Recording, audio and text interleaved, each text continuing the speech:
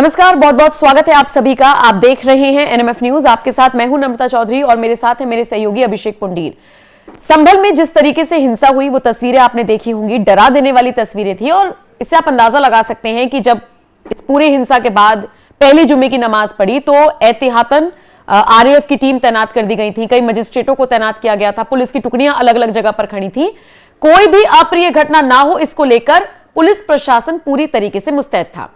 ये तो रही कानून व्यवस्था की बात। अब इस पूरे मुद्दे पर राजनीति कैसे हो रही है? अखिलेश यादव ने ऐलान कर दिया है कि संभल हिंसा में जितने भी मुसलमान मारे गए उनके परिवार को 5-5 लाख रुपए दिए जाएंगे और योगी सरकार से मांग की है कि आप 25-25 लाख रुपए दीजिए।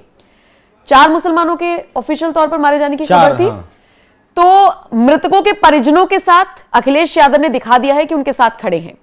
इसमें कोई आपत्ति किसी को नहीं होनी चाहिए। आपत्ति इसलिए हो रही है कि बहराइच में जब राम गोपाल की मौत हो जाती है उस पर किसी का ना गम फूटा, ना किसी ने कोई ऐलान किया। मेरा मतलब अखिलेश से और बाकी विरोधी दलों से ही है।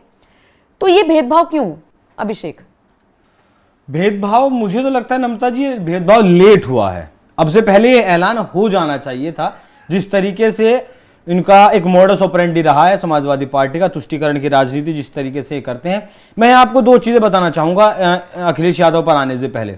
अयान जो 17 साल की जिसकी उम्र थी, होटल में काम करता था। 200 रुपए उसे रोज के मिलते थे, मतलब 6000 रुपए महीना। उसके घर पे दीवार तो है लेकिन छत नहीं है। छत जहां है वो टीन डाला हुआ है। उसकी मां से जब मैंने पूछा कि आपने क्यों भेजा, वो क्यों गया था वहां, तो पहला तो मुझे जो अजीब लगा बयान कि वो मस्जिद के लिए शहीद हो गया, कोई बात नहीं। अच्छा, उनकी मां का ये बयान? हाँ, उनकी मां का कहना था कि मस्जिद के लिए शहीद हो गया, बस उन्हें दिक्कत थी अब रोटी कौन देगा। दूसरी बात जो मुझे वहां बड़ी अजीब लगी, मैंने पूछा कि कोई आपसे विधायक, कोई सांसद, कोई समाजवादी पार्टी का नेता या फिर कोई भी नेता मुलाकात करने के लिए आया है? तो उन्होंने कहा, जबकि मैं 3 दिन बाद वहां गया था, उस हिंसा के 2-3 दिन बाद में गया था, तब उन्होंने कहा कि नहीं, कोई मिलने नहीं आया। जब वो भीड़ इकट्ठा करनी थी तो जियाउर रहमान बर्क 24 तारीख में ये घटना हुई, 22 तारीख में जुमे की नमाज हुई थी, उस दिन वो चले जाते हैं वहां भड़काने के लिए, जो भी कुछ इन्हें वहां करना था वो भीड़ इकट्ठा वहां हो जाती है। लेकिन कोई नेता ये जाकर नहीं पूछता कि आखिर आपके दुख में शामिल होने के लिए आ जाएं। अयान के घर में जब पहुंचा तो उसके जो आसपास के लोग थे, मतलब परिवार के, ताऊ चाचा के या आसपास जो दुकानें थी, वहां लग ही नहीं रहा था कि यहां कोई मौत हो गई है। सब अपना दुकान वाले, जो जिनकी दुकान थी वो दुकान खोले हुए बैठे थे, जो अपना काम लोग कर रहे थे वो काम कर रहे थे। उसकी मां के पास 2 लेडीज बैठी हुई थी और वो बातचीत कर रही थी। मतलब ऐसा बिल्कुल नहीं लगा कि 2 दिन पहले इनके घर में जवान लड़के की मौत है। तो बहुत ज्यादा फर्क मुझे नहीं लगा कि उस परिवार पर इन लोगों को पड़ा है। अब आइए रामगोपाल मिश्रा की बात पर। यहां तो मस्जिद का सिर्फ सर्वे हो रहा था कानूनी तौर पर। रामगोपाल मिश्रा ने क्या किया था, एक इस्लामिक झंडा जो लगा था हरे रंग का, उसे उतारकर सिर्फ वहां भगवा झंडा लगाया था। आपको यह तो पता होगा कि रामगोपाल मिश्रा को पीट कर मार दिया गया, और वो वीडियो, झंडा उतारने की वीडियो आपने देखी होगी, लेकिन कैसे पीटा गया, मारा गया, वो वीडियो देखी आपने? वो वीडियो सोशल मीडिया पर है ही नहीं। जिस तरीके से अखिलेश यादव वीडियो को काट के पोस्ट करते हैं, आपने खबर भी की थी संभल की, मीरापुर की, माफ कीजिएगा, वो पिस्टल जो उसने ताना था, फिर वो काट के उन्होंने उनके मतलब का जितना था वो किया। वैसे ही इन चरमपंथियों के द्वारा भी वैसा ही किया गया। रामगोपाल मिश्रा ने जब वो झंडा उतारा, वो वीडियो तो आपको मिलेगी सोशल मीडिया पर, लेकिन उसको मारा कैसे गया वो वीडियो नहीं मिलेगी, क्योंकि दर्जन भर गोलियां उसके अंदर उतार दी गई। मुझे सुनने में आया उसके नखून वखून उखाड़ दी गई। वो वीडियो आपको देखने को नहीं मिलेगा। अब अखिलेश यादव का तुष्टीकरण समझ लीजिए। 2013 की बात है, 12 में अखिलेश यादव की सरकार आई थी। 2013 में कैराना से मैं आता हूं, वहां एक मुस्लिम लड़के ने एक बुलडोजर का बनाया था, मतलब लकड़ी से एक मॉडल बनाया था, लकड़ी से, पाइप से, इंजेक्शन के पाइप से।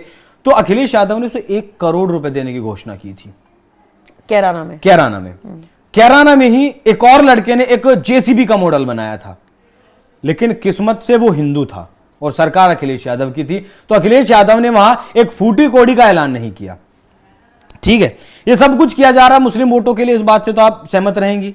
अखिलेश यादव चाहते हैं कि 92 के आसपास इनकी पार्टी बनी, आज तक वो अपनी पार्टी को राष्ट्रीय पार्टी नहीं बना पाए हैं। अब जो मुस्लिम लगातार कांग्रेस की तरफ शिफ्ट हो रहे हैं नेशनल इलेक्शन में, वो वापस से उनकी तरफ आए और वो कहीं ना कहीं राष्ट्रीय पार्टी बन जाए, एक बार राष्ट्रीय पार्टी बन जाए। इसीलिए सारा ये जो नाटकबाजी की जा रही है वो इसीलिए की जाए। 2014 की बात है, लोकसभा चुनाव के दौरान इन्होंने एक योजना मतलब एक जुमला दिया था, कहें कि हम ऐसा, अगर हमारी सरकार आएगी तो हम ऐसा करेंगे, हमारी बेटी हमारा कल।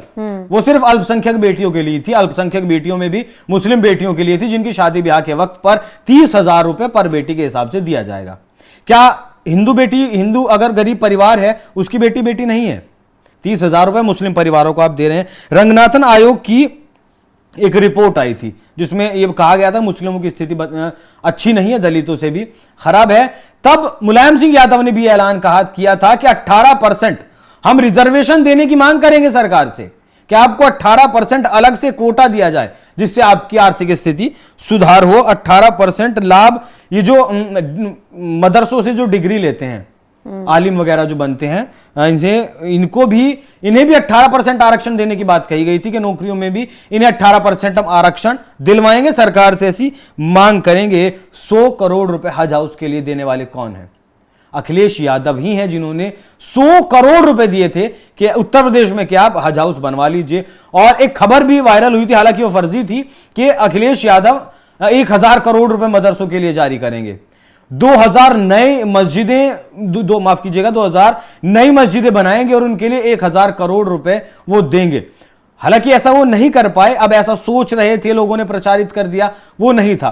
तो आप समझ लीजिए कि किस हद तक ये मुस्लिमों का तुष्टीकरण करने के लिए जाने जाते हैं। आपको मैंने लगभग 4-5 एग्जाम्पल दे दिए हैं, बाकी दर्शक खुद समझदार हैं कि उन्हें क्या कुछ करना है, क्या कुछ नहीं करना है। बिल्कुल। और ये जो पहले हम बात करते हैं पीडीए की, अभी तो हमने पीडीए सुना, उससे पहले एमवाय समीकरण पूरा इनकी तरफ था ही, तो वो जो वोट छिटक गया था वो वापस लाने के लिए सारा प्रपंच रचा जा रहा है, ये आप मान रहे हैं। देखिए, बहुत अच्छा आंकलन आपने किया, जो भी सारी बातें बताई, मुझे लगता है दर्शकों के ऊपर छोड़ देते हैं कि संभल में जिस तरीके से ऐलान किया गया अखिलेश की तरफ से, बहराइच को लेकर ऐसा ऐलान नहीं हुआ। दर्द है, किस तबके के लिए है, अब तो जग जाहिर होने लगा है। बताइए इस खबर को आप किस तरह से देखते हैं। बाकी शुक्रिया अभिषेक ये जानकारी देने के लिए। कमेंट सेक्शन में अपनी राय हमें जरूर दीजिएगा। नमस्कार।